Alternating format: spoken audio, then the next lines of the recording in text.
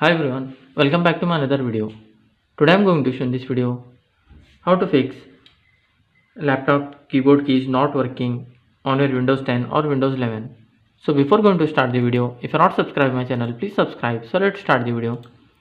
Guys, if your laptop keyboard keys are not working on your Windows 10 or Windows 11 operating system, then I will show you some of the steps you can try and fix this issue. In this, the first method is you have to just run this cmd, click on the search menu, then type here cmd, then right click on this command prompt, then click on run as administrator, click on yes to allow. After that, here you need to type one command, that is msdt.exe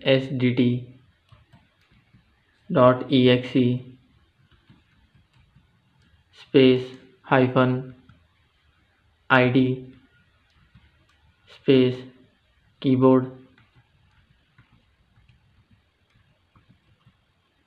diagnostic.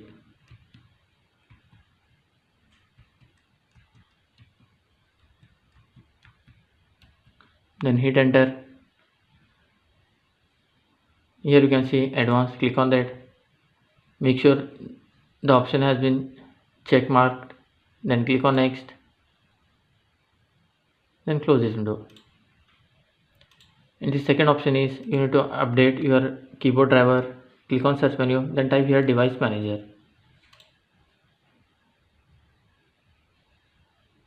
click on device manager. After that, here you need to find your keyboard, double click on that, right click on your keyboard driver, click on update driver, click on browse my computer for the drivers, then click on let me pick from a list of available drivers on my computer, select your keyboard driver, then click on next, then click on close.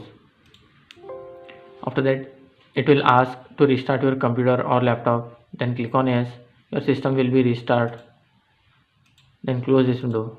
After restarting, still you are facing the issue, then try the third and final method, that is you need to update your Windows.